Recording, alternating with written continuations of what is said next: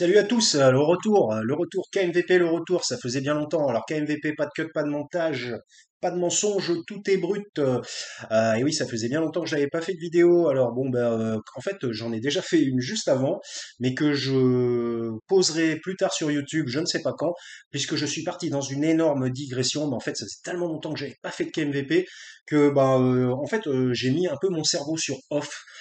Et donc, je me suis dit aussi que, bon, bah voilà, quoi. En fait, j'en avais ras le cul, comme j'ai dit dans l'autre vidéo, que j'étais un petit peu au bout du rouleau, désabusé partout, j'en ai ras le cul complètement, donc j'avais besoin de faire une pause psychologique, tout simplement.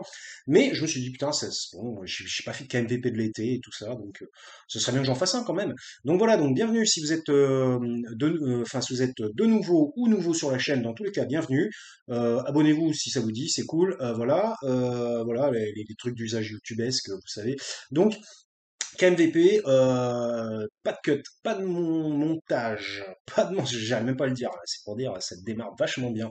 Pas de cut, pas de montage, pas de mensonge, tout est brut, tout sort de là, comme d'habitude, voilà, par mes analyses personnelles de mon prisme personnel. Donc alors qu'est-ce qu'on a là? Ça faisait quand même, on a quand même, j'avais envie de parler de trois problématiques hein, qui en ce moment qui n'ont probablement aucun rapport les unes avec les autres. Enfin si, sauf les deux premières évidemment, non, parce que j'ai tellement d'idées, de sujets, de machins, et que je me dis, putain, mais il faudrait que je parle de ça, il faudrait que je parle de ça et de ça. Donc en fait, je finis par m'embrouiller moi-même, un petit manque d'organisation mentale. Euh, petit café, petite clope comme d'habitude. Donc évidemment, les trois sujets que je voulais traiter, c'est évidemment l'énergie, la question de l'énergie, les prix de l'énergie, mais qui est en lien effectivement avec le pouvoir d'achat, une question globale, hein, finalement. Ensuite, évidemment, il y a la bonne vieille, ouais, ça commence à devenir vieux hein, au bout de 6 mois, la bonne vieille guerre en Ukraine, même si c'est peut-être un peu déplacé de dire bonne vieille guerre. Il y a la guerre en Ukraine, voilà, toujours. Euh, et puis ensuite, je voulais parler aussi d'Adrien Quatennens, voilà, et évidemment de, du problème dont il fait l'objet en ce moment. Alors, je terminerai par Quatennens et on va démarrer par, de toute façon, ça va partir un peu dans tous les sens. Hein. C'est avec MVP. Je vais essayer de faire une vidéo pas trop longue parce que j'ai pas envie de faire 1 heure. À chaque fois que je dis ça, je fais 1h30. Voilà, je commence à connaître maintenant. Mais bon voilà, donc bienvenue sur KMVP.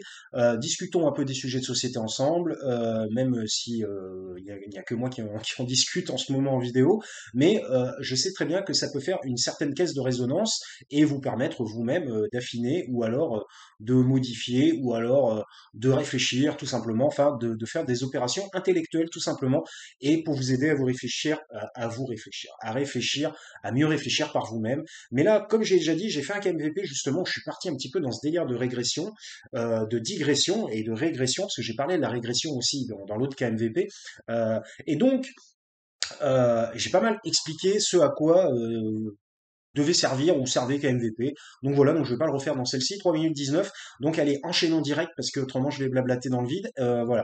Donc nous avons la question des prix de l'énergie. Donc voilà, les prix de l'énergie, toutes les énergies flambent, hein, vous avez bien remarqué. Hein, si vous voulez, on a un effet de domino en quelque sorte où par la coupure du gaz russe, tout d'un coup, tout explose. Alors, le gaz russe est coupé à cause de la guerre en Ukraine, à cause des sanctions européennes envers la Russie, et qui, de ce fait, se place quand même délibérément dans un camp, quand même, on peut le dire.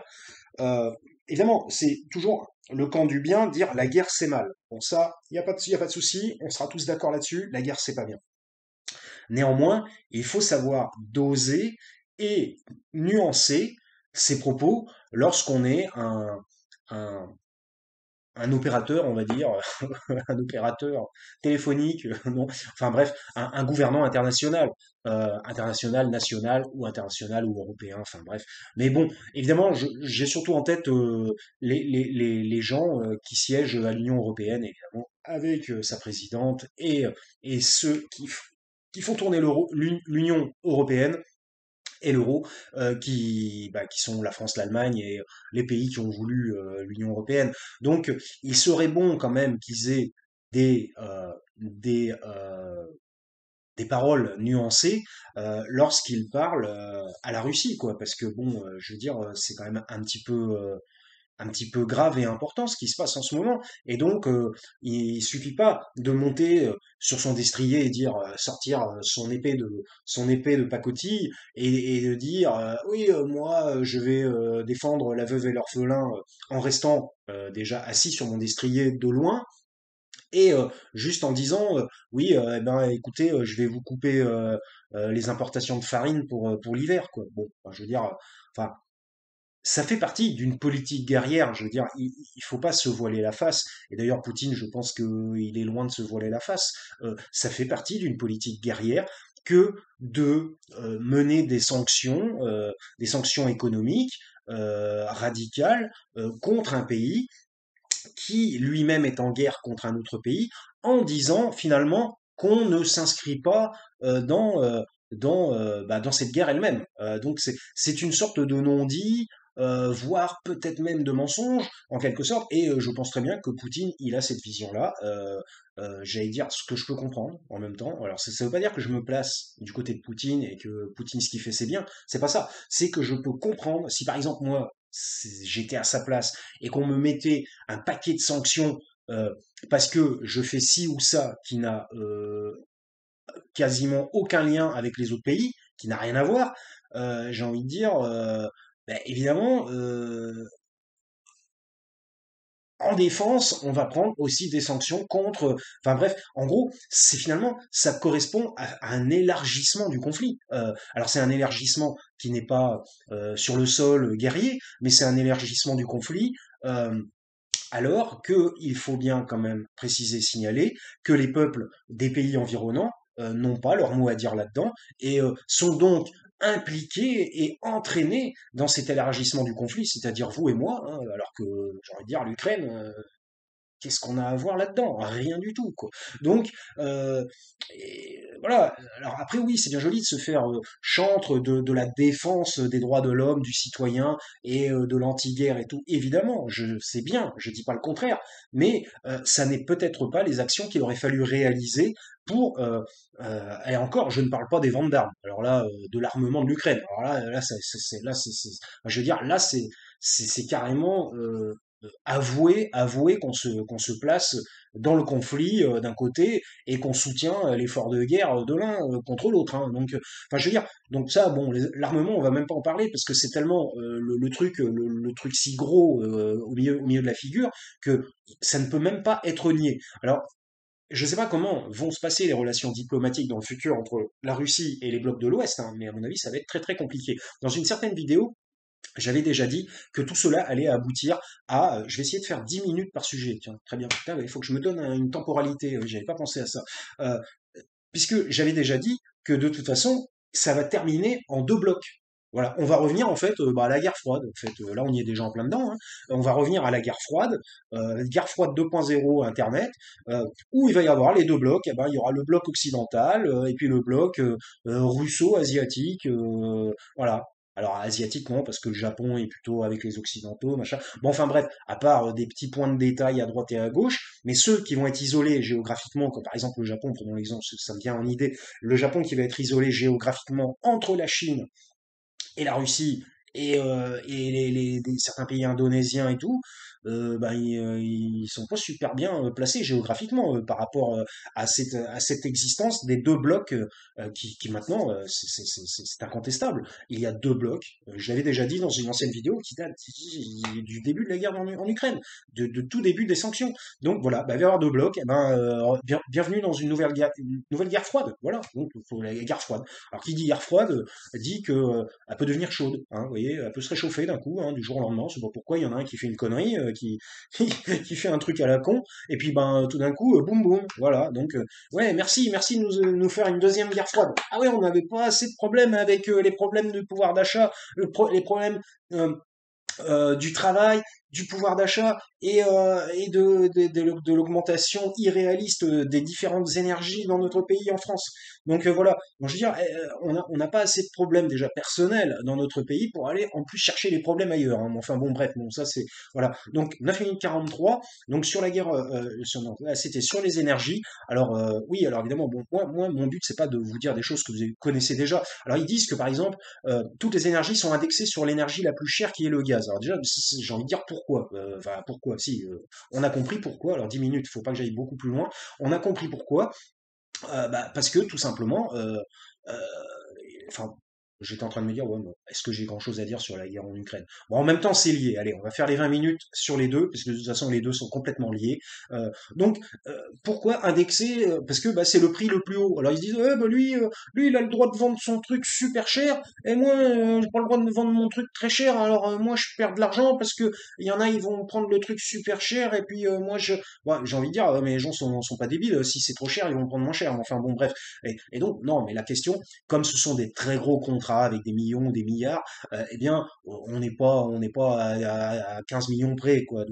Donc qu'on mette 15 millions de plus pour avoir le truc en plus ou machin. Bon, vous voyez ce que je veux dire. Donc, en gros, toutes les grandes entreprises indexent sur le prix le plus fort, bah, tout simplement pour se faire du pognon. Tout simplement, c'est pas compliqué. De toute façon, pourquoi pas indexer le plus fort sur le prix du plus faible. Alors après, on va dire, bah oui, mais oui, bah oui, bah oui, finalement, il n'y aurait pas de signification parce que à quoi ça sert de devenir fort si c'est pour avoir les résultats d'un faible. Vous voyez ce que je veux dire? Donc tout ça, c'est un peu compliqué. Mais par contre, qu'on autorise que les gouvernements qui sont complices, en fait, de cette baisse de l'activité monétaire, tout simplement, des citoyens de l'Europe, eh bien, l'État est complice puisque l'indexation se fait sur le prix le plus cher. Donc, voilà. Donc, c'est une forme de complicité pour finalement bah, accélérer la pauvreté, tout simplement. Donc ça, c'est déjà un point. Euh, et concernant les énergies, alors ils mettent ce qu'ils appellent un bouclier. Alors, je ne sais pas si vous avez remarqué aussi, ils utilisent toujours un vocabulaire guerrier. Bouclier, nous sommes en guerre pour le coronavirus. Alors là, il a une guerre, cette fois-ci, il doit être content, il a une guerre. Alors, il a une guerre. Ouais, il fait quoi? Il fait quoi? Ben, il passe des coups de fil. Allô, allô, allô? C'est la guerre? Arrêtez, la guerre, c'est pas bien. Ok, d'accord. Voilà, très bien. Euh, j'ai envie de dire, voilà, je sais plus du tout où j'en étais. C'est pas grave. Donc, le problème énergétique, ah oui, les boucliers, ah oui, avec aussi le vocabulaire guerrier. Nous allons utiliser un bouclier. Nous sommes en guerre. Nous allons faire des manœuvres. Nous allons, enfin bref, il y a plein de mots. Vous allez, il suffit que vous vous allumiez à la télévision pour voir ou lire les discours pour voir que le vocabulaire guerrier est très très employé. Donc, à partir du moment où un vocabulaire guerrier est très employé, ça signifie qu'il y a derrière une forme de fantasmatique, une envie, un désir, peut-être de se retrouver dans une situation de guerre. Parce que dans une situation de guerre, ben, c'est qui va devenir le héros? Ben, c'est celui qui est au sommet. Évidemment, il est rare que ce soit le pauvre petit du bas qui devienne le héros. Ça peut arriver, effectivement, mais c'est rare. Donc c'est surtout la personne qui va être au sommet, qui va prendre les décisions au sommet, qui va être ensuite, si les résultats sont là, encensé en héros. Et en fait, le but, c'est ça en fait le but. Macron veut être le héros de l'Europe. Voilà, donc bon, lui il vit dans une espèce de fantasme de toute façon, et on le voit bien. On a bien vu ça avec le coronavirus, hein, l'interdiction par exemple de boire un verre assis, ou alors le pass sanitaire qui soi-disant ne devait pas exister, puis ensuite il existe, et puis des choses qui ne devaient jamais se produire et qui finalement se sont produites, comme les confinements, les machins. Enfin bref. On vit dans un état où le mec fait des annonces et ces annonces-là ne sont pas respectées. Quand il dit oui, il n'y aura jamais de passe sanitaire et puis il y en a un. Donc en gros, il ferait mieux de se taire. Ça sert à rien de faire des annonces et dire oui, nous sommes des démocraties, tout ça, nous n'allons pas faire ça pour ensuite le faire. Parce que là, c'est carrément la double entubade. Déjà, à la limite, si le mec il annonçait rien et qu'il le faisait, je dirais putain, il est pas cool lui, il est antidémocratique. Mais en plus, le mec, il annonce qu'il va pas le faire et il le fait, le con! Hein, big up Jean-Marie Bigard. Donc après moi je suis pas un pro Bigard machin, j'en ai rien à foutre, mais il m'amuse un peu et la voix de la contestation qu'il utilise en mélangeant ça un peu à son côté bigaresque humoristique, ça me fait toujours marrer en fait tout simplement. Bon, bah, je suis un peu génération Bigard, années 90, hein, donc voilà. Donc, bon, c'est vrai qu'il était gras, il a peut-être été trop gras, mais bon, on n'est pas là pour parler de Jean-Marie Bigard.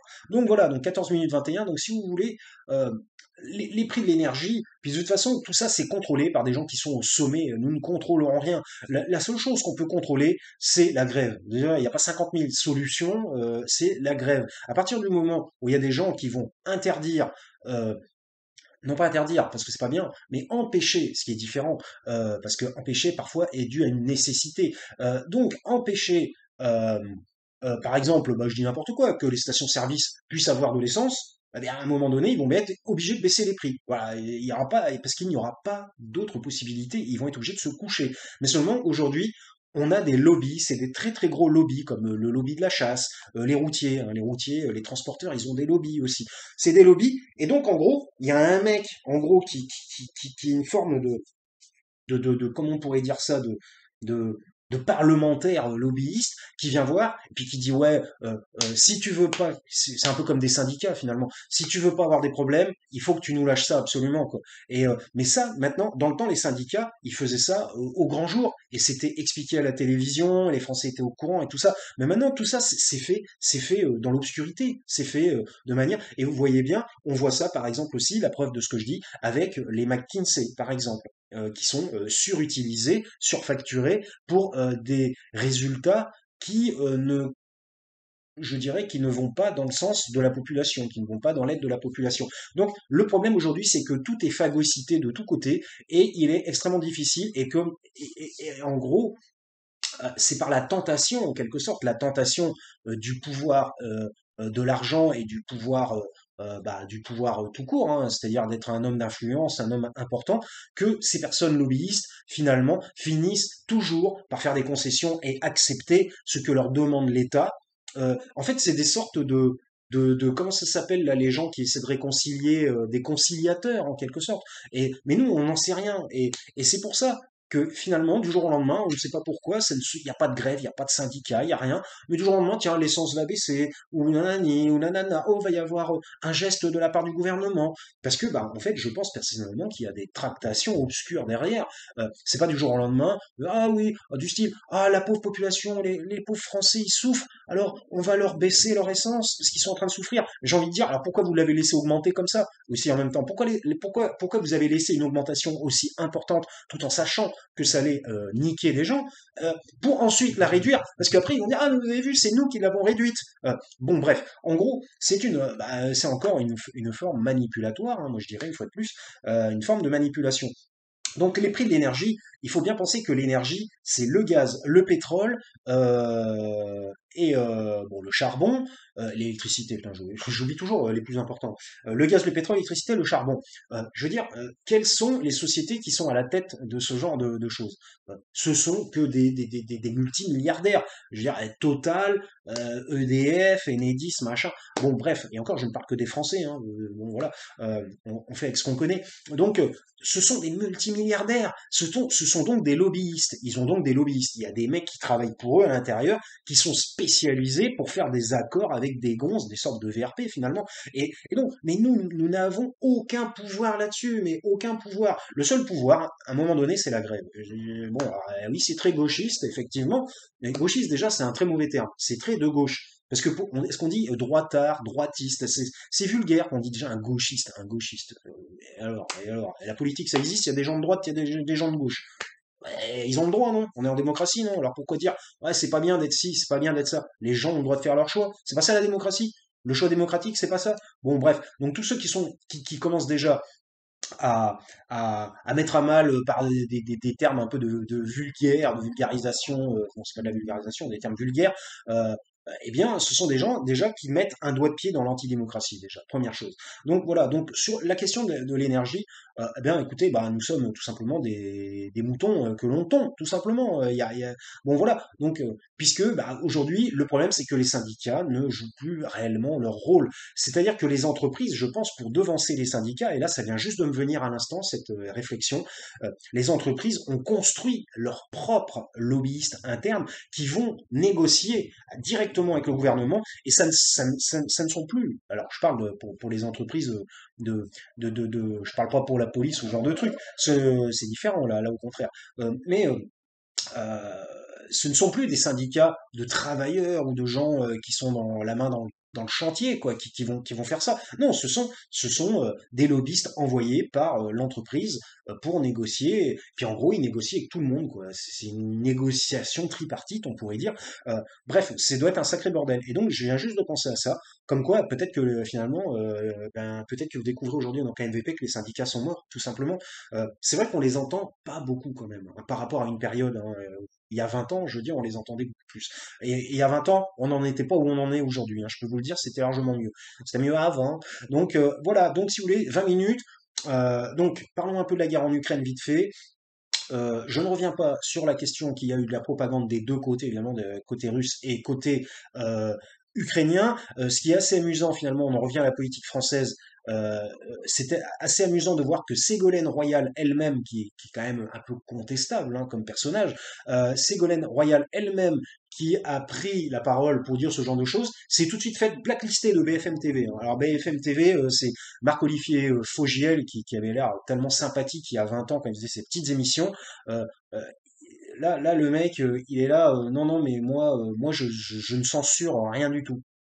Il a dit, ah oui, non, mais c'est parce qu'en fait, elle devait être, comment ça s'appelle? Elle devait être, euh, euh, bah, la meuf qui travaille et qui vient souvent là-bas pour faire des interviews et tout ça, et non pas comme invité, mais c'est-à-dire en gros trouver un boulot et revenir de manière régulière à BFM TV, consultant, voilà, je trouve pas toujours les termes en ce moment, consultant, et donc eh ben là, ben non, là maintenant elle sera plus consultante. En gros, elle a perdu le job là sous ce coup-là, et donc ben, elle ne sera plus que invitée. Mais ça, j'ai envie de dire, qu'est-ce qu'on en savait avant? Est-ce que c'était vrai? Est-ce que c'est faux ce que dit Fogiel? On n'en sait rien. Si ça se trouve, au départ, elle n'était pas du tout prévue comme consultante. Et peut-être qu'il lui a dit, ouais, tu vas peut-être devenir consultante, machin. Bon, enfin bref, on n'en sait rien. Puis en plus, c'est la vie, j'ai envie de dire, c'est la vie sociale de Ségolène Royal, et ceci ne nous regarde pas.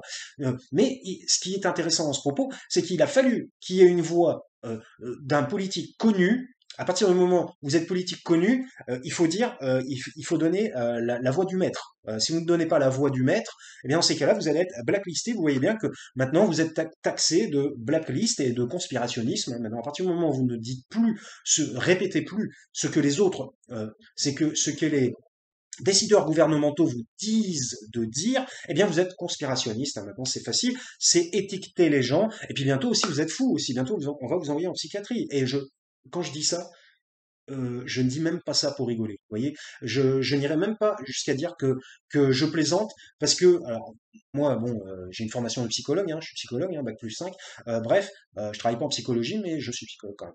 Et donc, on voit aujourd'hui que les gens qui n'ont pas la même attitude mentale que les décideurs gouvernementaux, donc c'est-à-dire que là on s'éloigne de la démocratie, hein, on n'y est plus du tout, sont bientôt taxés de conspirationnisme, et qui dit conspirationnisme dit pas loin d'être délirant dans la folie et compagnie. Donc, si vous voulez, l'établissement psychiatrique n'est pas si éloigné que ça pour les contestataires et les contestataires du pouvoir en place. Et là, excusez-moi, mais nous ne sommes plus en régime démocratique à partir du moment où nous fonctionnons de cette manière. Pour l'instant, on n'en est pas encore là.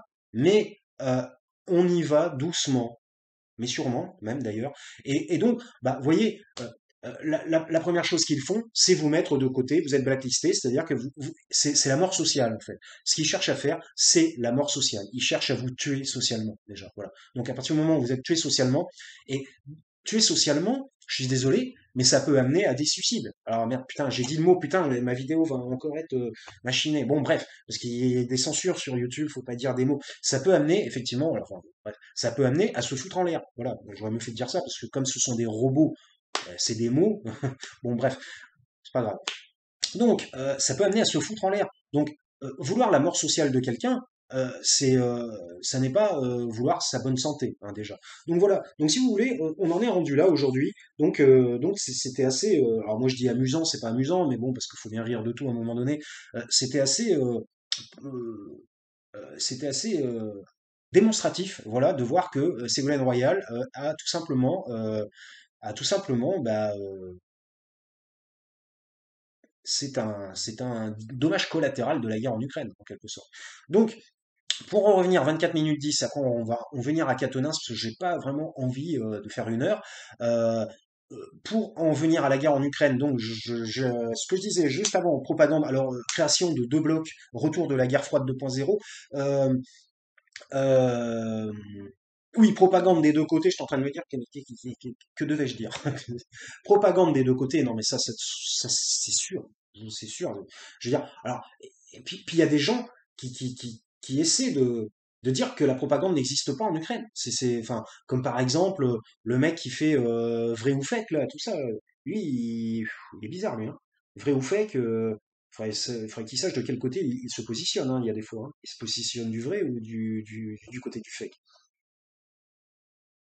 Qu'un journaliste dise il n'y a pas de propagande en Ukraine. euh, à partir du moment où il y a une guerre, il y a de la propagande, dans tous les cas. Même alors la question, oui, alors c'est pas parce que l'Ukraine est attaquée qu'il faut mentir et dire qu'ils ne font pas de propagande. La vérité, c'est qu'ils font une propagande. Voilà, bon. Alors après, il y a la propagande du côté de Moscou aussi, de la Russie. Voilà. Mais évidemment, étant donné qu'ils ont coupé tout de suite les chaînes qui étaient financées par les Russes comme RT France et tout ça machin, tout de suite, ils ont essayé. En fait, la première chose, c'était de couper la propagande russe. Parce qu'évidemment, pour ne pas. Mais je veux dire, à l'ère d'Internet, c'est pas possible de couper la propagande, en fait. Dans le temps, c'était peut-être possible, parce qu'il n'y avait pas de moyens de communication assez développés. Aujourd'hui, avec les moyens de communication, il y a tout, il y a Instagram, Telegram, machin, Internet, enfin bon, c'est la même chose. Mais bref, vous m'avez compris. Donc voilà, vous m'avez compris. Bon, bref. Et puis ils n'arrêtent pas de parler de De Gaulle, ils me cassent les couilles avec De Gaulle, c'est une autre époque. C'est vraiment, on peut pas mélanger les époques comme ça et dire ouais De Gaulle aurait fait ci, De Gaulle aurait fait ça. C'est qu'ils veulent tous se revendiquer De Gaulle pour dire voyez moi je suis un résistant, je suis un combattant résistant. Voilà, j'ai envie de dire toi t'es né après, t'es né la guerre était finie. Donc qu'est-ce que tu viens de nous faire chier que t'es un résistant de rien du tout. C'est du fantasme. Et c'est bien ce que j'ai dit dans ma première vidéo que je posterai plus tard. À quoi sert KMVP? C'est les gens vivent dans un fantasme. Ils vivent dans un fantasme d'être ci ou ça. Alors en même temps, j'ai envie de dire, si ils le fantasment, ça veut dire qu'ils ne le sont pas en réalité. À partir du moment où vous êtes quelque chose en réalité, il n'est plus utile de le fantasmer. Bon, bref, donc voilà. Donc euh, la guerre en Ukraine, effectivement, une propagande extrêmement forte des deux côtés, et on voit bien quand même que à force ça s'essouffle. La propagande ukrainienne s'essouffle au fur et à mesure, mais la propagande, il y a une censure extrêmement forte sur ce qui se passe en Ukraine, et nous saurons plus tard ce qui s'est passé. Par exemple, bon, il y a quand même une chose qui est réelle, c'est les balles dans les jambes des officiers russes qui sont capturés. Par exemple, bah, ils les rendent invalides. Hein. Alors bon, c'est peut-être pas à chaque fois, mais ça a été prouvé. Ça a été prouvé, c'est une certitude qu'il y a donc des tortures de la part des Ukrainiens. Bon, je suis désolé de le dire, et voilà, j'y peux rien, c'est pas moi qui fais le jeu là-bas. Donc moi je ne fais que dire la vérité. Donc ça, c'est prouvé. Aussi, quand ils ont attaché des gens à des poteaux là, avec du sparadrap, on n'a jamais vraiment su pourquoi. Pourquoi ils attachaient des gens à des poteaux avec du sparadrap? Ben, finalement, l'explication était inconnue, voire fumeuse, de la part de nos médias français. C'était, ah oui, non, mais ça, c'est quelqu'un qui aurait aidé la Russie, je sais pas quoi, ou alors qui serait pro-russe, ou... Non, enfin, non, non, c'est quelqu'un. Non, non, en fait, c'est même pas ça. C'est même pas ça. C'est pas ça l'explication, parce qu'autrement, ça aurait été antidémocratique. C'est quelqu'un qui aurait volé dans un magasin. Voilà, bah oui, qui aurait commis un vol, qui aurait commis un acte délictueux. Voilà. J'ai envie de dire, est-ce que c'est prouvé ça? Est-ce que ça a été prouvé qu'il avait volé cette personne? Enfin, je veux dire, en plus, c'est les autorités qui disent ça. Donc les autorités, on voit bien déjà comment ça se passe entre police. Ah oui, alors il y avait ce sujet-là, j'avais oublié. Oh, ce sujet, non mais là, faut que je fasse un KMVP entier là-dessus. On voit très bien comment ça se passe entre police, déclaration de police en France et bavure. Alors j'ai envie de dire, alors pendant une guerre en Ukraine, là, bon là je te dis pas quoi, les déclarations des autorités, là c'est, hein, voilà, voilà. Donc bon, voilà, c'était pour dire ça. Bon, où en est la guerre en Ukraine aujourd'hui? Alors les positions, apparemment, on est limite un peu en guerre de tranchées. C'est chacun ses positions de son côté. Les Russes ont bien avancé à un moment donné, enfin bien avancé. Je sais pas si c'est bien avancé, ont avancé à un moment donné, mais sont en recul aujourd'hui. C'est-à-dire que l'Ukraine reprend des territoires. Voilà. Le problème de cette guerre, c'est une question de territoire. C'est l'Ukraine ne veut pas lâcher le Donbass et la région de je sais plus quoi, la Donetsk, je sais pas quoi, aux Russes, qui eux ont proclamé l'indépendance de ces deux régions. C'est relativement malin parce que ça évite pour eux de dire c'est une annexion, donc l'indépendance. Mais de toute façon, ces deux régions, apparemment, le problème, c'est que c'est ça qu'on devrait savoir. Qu'est-ce que veulent ces deux régions? Alors bon, ça sera un peu long, j'avais dit 30 minutes. Qu'est-ce que veulent ces deux régions? Veulent-ils être dans ces cas-là, putain, mais qu'ils envoient les gens de ces régions-là, ceux qui veulent être ukrainiens, ils déménagent, ils vont en Ukraine, et ceux qui veulent être russes, ils déménagent, ils vont en Russie. Puis voilà, quoi. Mais on peut pas laisser ces deux régions, ou alors, en ces cas-là, proclamer une autonomie, c'est peut-être la meilleure solution finalement, puisque pour qu'ils arrêtent de se foutre sur la gueule. Parce qu'en fait, en gros, pour résumer, c'est dans cette région que des pro-ukrainiens et des pro-russes se foutent sur la gueule. Alors les pro-ukrainiens, ils disent ouais, vous nous appartenez, et les pro-russes, ils disent ah ouais, mais non, on n'est pas vraiment dans l'Ukraine. Donc et ils veulent se barrer de l'Ukraine. Donc en gros, en fait, il y a cette guerre, elle est pour une question de région séparatiste entre Russie et Ukraine. Alors j'ai envie de dire à quoi ça nous regarde. Non mais c'est vrai, en quoi ceci nous regarde-t-il? Putain, comment j'ai absolument, suivant la lumière, hein, on n'a pas de cerne, on est rajeuni. C'est marrant, c'est pour ça on les trouve beaucoup plus jeunes sur les plateaux télé qu'en vrai, quoi. C'est pas étonnant, hein. Et encore, ils ont le maquillage en plus, ce qui n'est pas mon cas. Donc, euh, euh, donc, euh, donc voilà, j'ai envie de dire, en fait, ceci ne nous regarde pas, quoi. Enfin, évidemment, la guerre c'est atroce et tout ça, et il faudrait aider les gens. Je suis d'accord, mais alors les aider d'une façon humanitaire. J'ai déjà fait un KMVP là-dessus, je vais pas revenir dessus. J'ai fait un KMVP là-dessus, ce qu'on devrait faire pour l'Ukraine. Et c'est pas envoyer des canons César. Voilà, non, non, parce que ça ne fait que accélérer l'enfoncement dans une guerre totale. Donc bref, bon, puis en plus en disant oui, mais nous, non, on participe pas à la guerre. Ouais, non, en fait, c'est un mensonge. De toute façon, Poutine, je veux dire, allez lui faire croire ça. Je veux dire, enfin, bon, bref. Donc, à mon avis, on n'est pas encore sorti de l'auberge. Tout dépend, va dépendre un peu de ce qui va se passer dans ces putains de régions. Euh, donc, c'est un peu la zone. Alors, il paraît qu'il y a un recul de l'armée russe en ce moment, mais seulement, bon, on sait très bien que l'armée russe, elle est immense. Et puis même, ils ont le soutien de la Chine. Je l'avais dit déjà depuis longtemps. Alors maintenant, c'est plus ou moins officiel. Ah, ils sont là, ouais, les Chinois, non, ils soutiennent, ouais, c'est pas bien, ouais, machin, les Chinois, faut pas. Les Chinois, mais ils soutiennent tout le temps la Russie et la Chine, ils sont ensemble, mais ils sont pas des États communistes au départ. Je sais pas, vous êtes pas au courant, non? Bon, enfin bref. Donc, on a vraiment des gens qui nous gouvernent, qui sont vraiment dans une façon de voir les choses qui ne sont pas, qui n'est pas une façon réaliste de voir la géopolitique. J'ai envie de dire, et qu'est-ce que j'ai comme diplôme en géopolitique? Moi, j'en ai aucun, je connais rien en géopolitique. J'utilise juste mon savoir personnel et mes capacités intellectuelles et mentales pour pouvoir comprendre la situation. Et puis j'essaie de me renseigner, peut-être. Je suis pas en déplacement toute la journée avec un dossier sous le bras, à dire bonjour aux gens, serrer des mains, dire alors comment ça va, alors, ah, vous avez eu du café tout à l'heure, c'est bien. Et puis bien après, ils reviennent le soir, et ils connaissent rien au dossier, quoi. Bah évidemment, ils sont tout le temps en train de se promener, ils sont à droite à gauche, ils sont là, ils travaillent pas. Puis après, c'est eux qui veulent vous faire faire 20 heures de boulot parce que vous touchez 500 balles au RSA. Et, ouais, vous êtes des feignants, va gagner ton RSA, je sais pas quoi. Alors qu'eux, ils se promènent toute la journée à 15 000 balles, à 15 000 balles le mois parce qu'ils disent qu'ils sont à 4 5 000, 6 000, machin. Oui, non, mais il y a des primes d'intéressement, il y a plein de trucs, il y a des trucs qu'on n'est même pas au courant. Le machin, l'enveloppe parlementaire, et tout ça, machin. Bon, enfin bref. Donc, ils sont, ils sont à 10 000 balles par mois. Et ils passent leur temps à se promener, quoi, sans déconner. Et après, en plus, ils vont te faire des leçons de morale sur ce que c'est que travailler, quoi. On voit bien les résultats qu'ils obtiennent. On a bien vu les résultats avec le coronavirus. On voit bien les résultats avec l'Ukraine. On voit bien les résultats avec l'énergie. Il y a tellement de choses à dire sur ce gouvernement français qui est un gouvernement déficitaire mentalement et qui va bientôt devenir déficitaire financièrement aussi. Un gouffre à pognon. L'autre, un pognon de dingue. Et c'est qui dépense un pognon de dingue constamment, hein? Macron, il a aidé les entreprises pendant le coronavirus. Il a payé tout, tous les mois, il a payé les gonzes comme s'ils bossaient alors qu'ils bossaient pas. Et alors, j'ai envie de dire, il paye avec quoi? Bon, avec l'argent qui bossait, des gens qui bossaient avant. Donc, à la limite, ils ont donné l'argent pour le recevoir après. Alors, j'ai envie de dire à quoi ça sert de le donner en même temps. Mais bon, bref.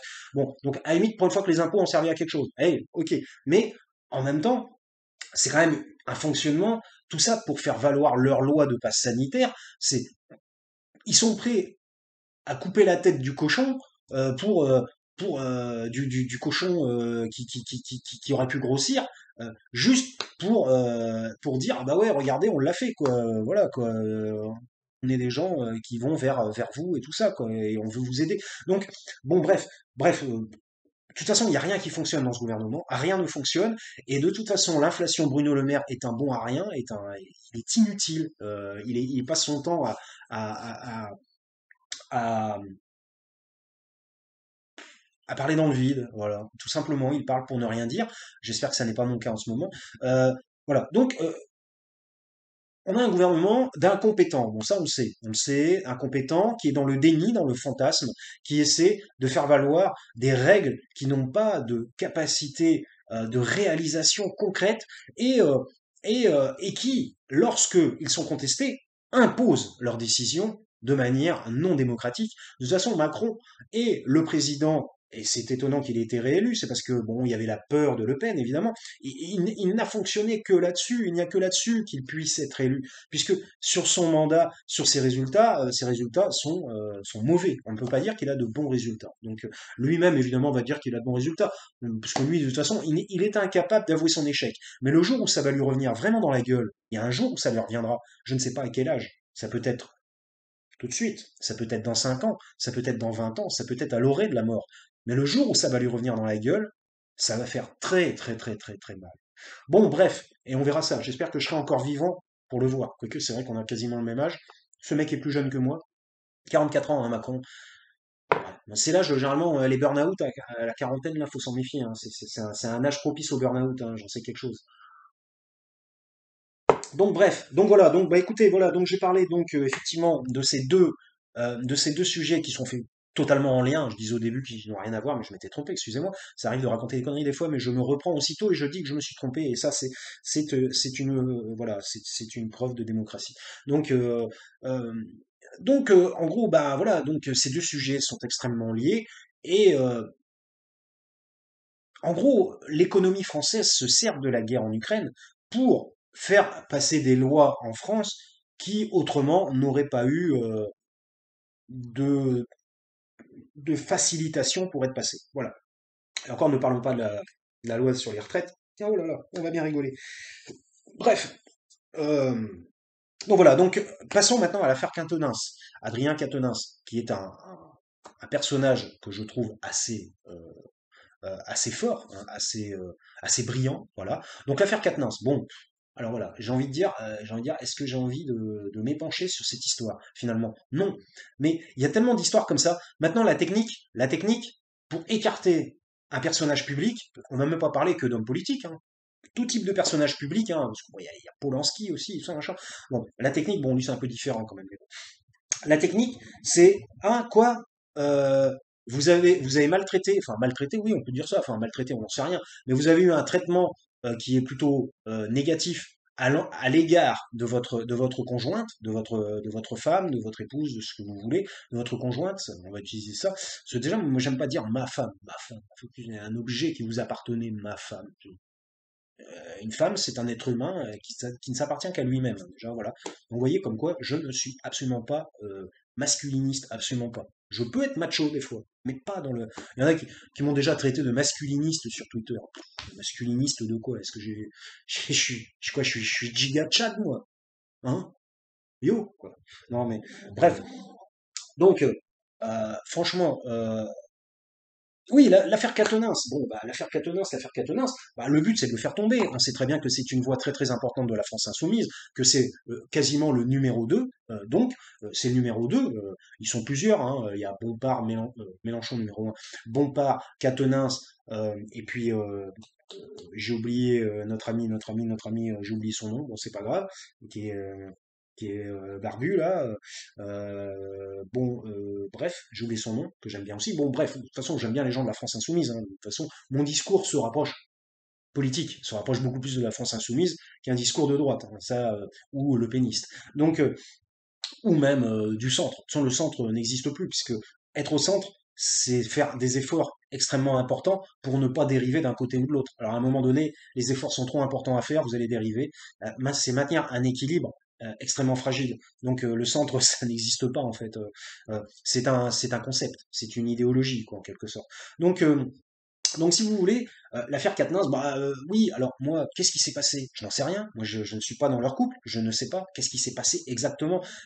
Une fois de plus, comme dans toutes les histoires où il y a une histoire de V, de ça, machin, voilà, c'est pas le cas, où il y a une histoire de, bah si, enfin, V, euh, que ça soit l'un des mots ou l'autre mot, euh, un truc en ol ou en ans, eh bien, voilà, tout de suite, ça vient au cancel. Le but, c'est de canceller le gonze et de canceller le gonze euh, pour ne plus l'entendre parce que ça peut en arranger certains ou certaines. Donc voilà. Donc évidemment, l'affaire Quatennens, alors qu'est-ce qui s'est passé exactement? Apparemment, sa femme aurait dit, enfin sa femme, excusez-moi, son épouse, sa conjointe, aurait dit, oui, mais je ne veux pas que cette histoire vienne entacher en fait sa réputation politicienne finalement, de politiciens. Et hop, du jour au lendemain, hop là, oh bah l'histoire, ça y est, elle est sortie, ça. Bon, j'ai envie de dire, et depuis quand la police aime la France insoumise? Bah non.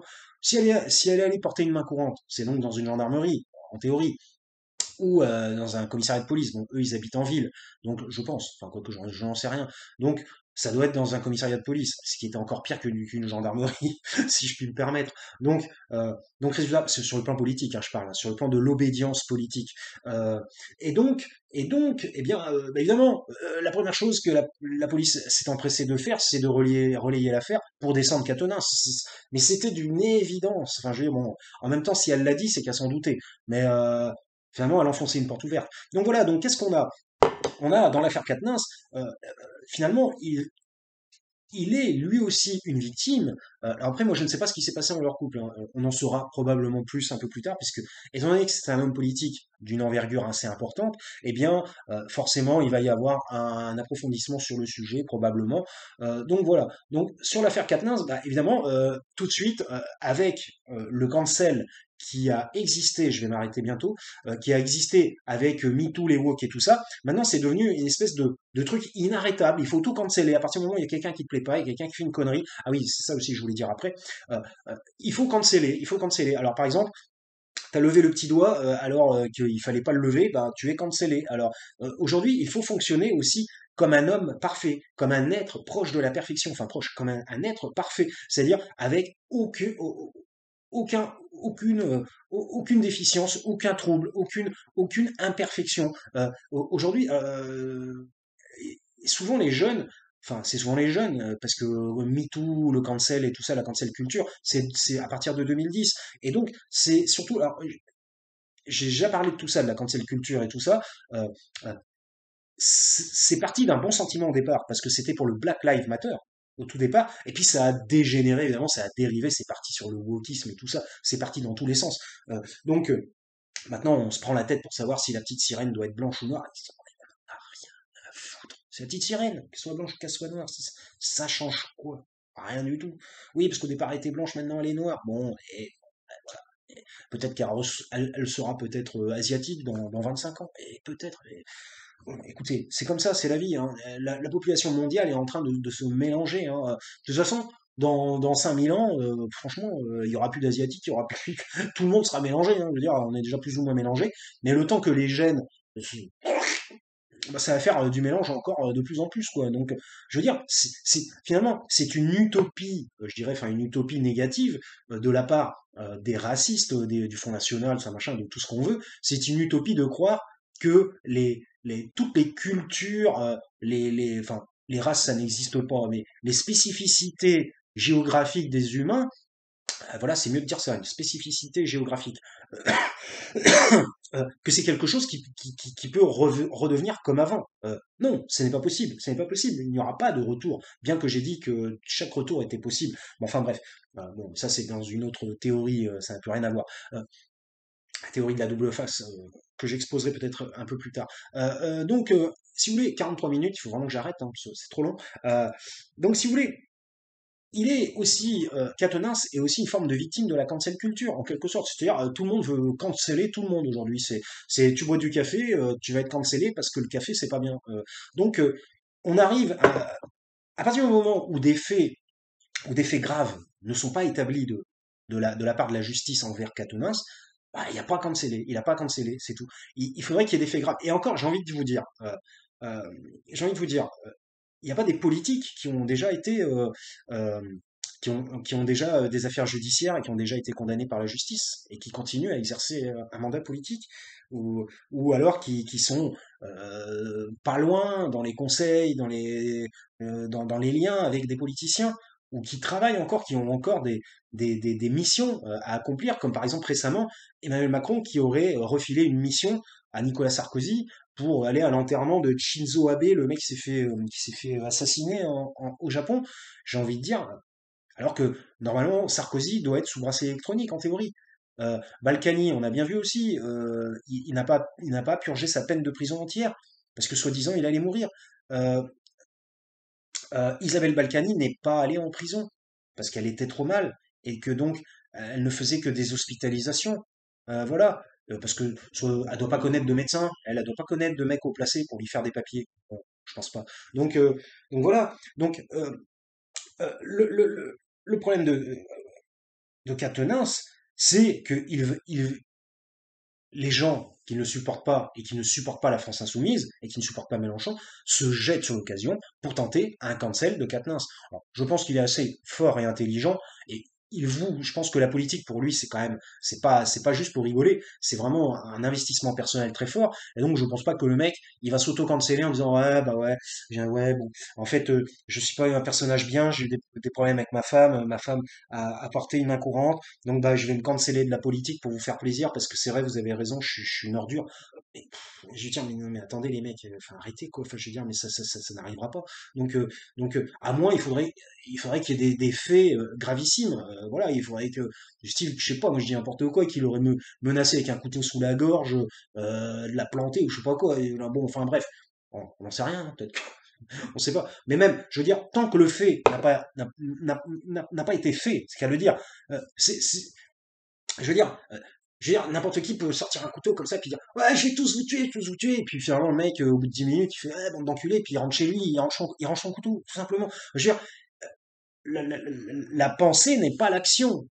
La, la, la, la, la simulation, hein, c'est ça. La simulation n'est pas l'action réelle. Il faut pas tout mélanger. Alors après, c'est pas pour ça que je dis qu'un mec qui sort avec un couteau, faut lui dire, ouais, vas-y, tu rigoles, on s'en fout. Non, c'est pas ça. Évidemment, il faut faire très attention.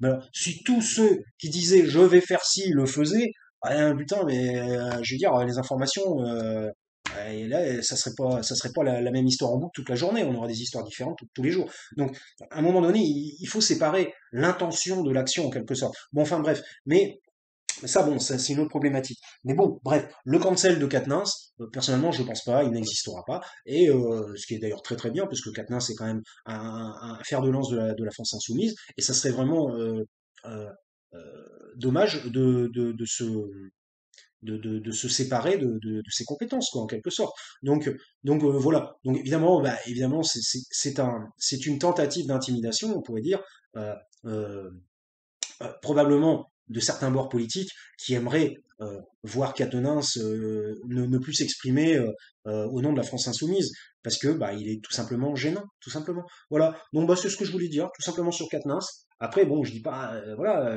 moi je suis pas, je suis pas, moi, je peux pas juger. Un tel a fait ci, il a fait ça. Ouais, c'est une ordure, c'est pas une ordure. Je veux dire, les gens aujourd'hui passent leur temps à émettre des jugements et à émettre à mettre des étiquettes sur les gens.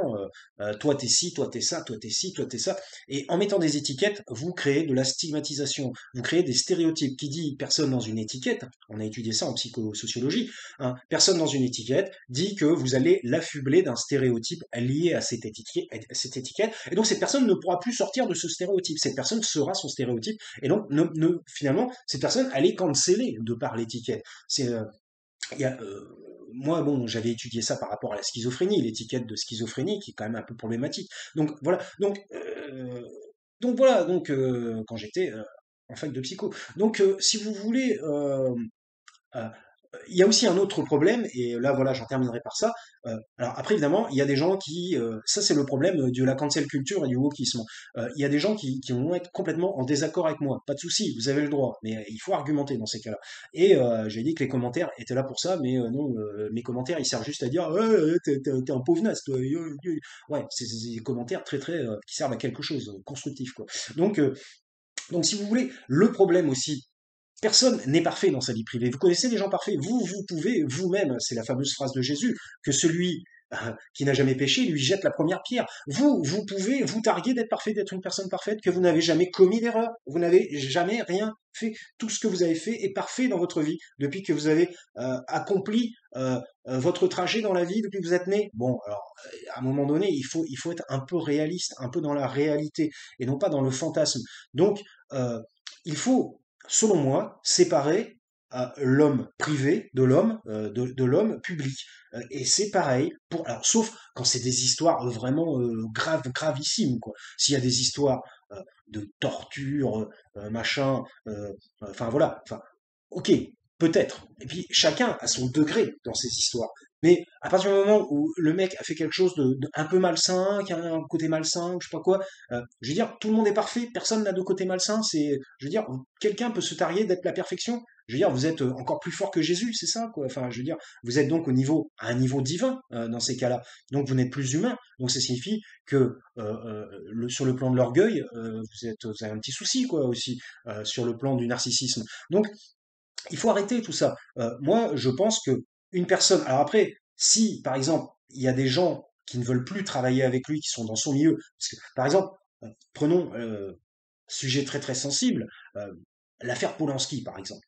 Euh, voilà, bon, s'il y a très longtemps, machin. Bon, moi je suis pas pour la prescription en fait, pour tout vous dire, parce que c'est trop facile la prescription. Donc ah ouais non, c'était il y a 40 ans. Ah ouais, c'est bon, c'était il y a 40 ans, c'est bon, c'est trop tard. Non, il n'y a pas. Voilà, je veux dire, le traumatisme, il continue à vivre plus tard. Donc moi, je suis pas pour la prescription. Mais par contre, je suis pour séparer le métier de la vie privée. Alors après, si des gens du métier lui-même le cancel, eh ben ça c'est son problème. Si le mec il trouve plus de taf, il trouve plus de boulot parce que bah, tout le monde trouve que c'est un enfoiré, bon ça c'est son problème et c'est tant pis pour lui.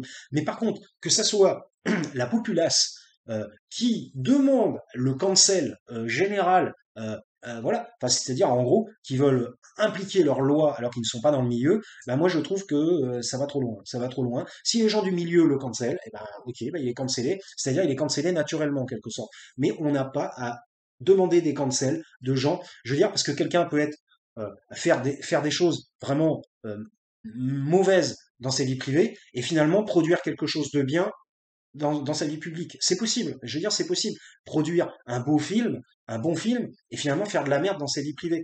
Pourquoi? Parce que nous ne sommes que des humains, tout simplement. Mais en même temps, si cette personne est capable de produire un beau film, ça veut dire qu'il a des compétences, des qualités. Donc voilà, donc tout simplement. Donc il faut arrêter aussi de tout.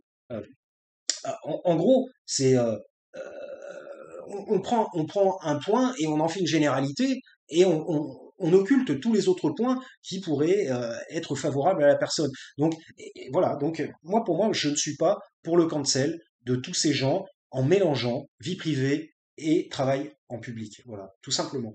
Parce que, eh ben, je veux dire, comme on dit aussi, tout ce qui se passe à Vegas reste à Vegas. Voilà, bon, je suis pas non plus pour la censure, non plus. Mais ce que je veux dire, ce sont deux milieux différents. Et après, si le mec il est cancellé de par son attitude, bah, c'est son problème, tout simplement. Mais on n'a pas à avoir un tribunal populaire qui demande le cancel d'un tel, d'un tel, d'un tel, d'un tel, d'un tel, via Twitter. Voilà, bon, Twitter n'a rien à voir là-dedans, c'est tout simplement que c'est l'outil pour le faire. Mais voilà, donc moi je trouve que c'est assez malsain, parce que dans ces cas-là, à partir du moment où, mais de toute façon, qui utilise l'épée périra par l'épée, qui est ma phrase préférée de la Bible, à partir du moment où tout le monde veut canceller tout le monde, et ben un beau jour c'est toi qui te feras canceller parce que tu n'es pas parfait non plus. Tout simplement. Allez, c'était KMVP, donc 52 minutes 44, oui, c'est un peu long, j'en suis bien désolé. Ne vous laissez pas avoir, portez-vous bien, faites attention à ce que vous entendez, ce que vous écoutez, réfléchissez par vous-même. N'oubliez pas de vous abonner vite fait. Et puis, portez-vous bien. Et comme je le dis d'habitude, à la prochaine. Ciao.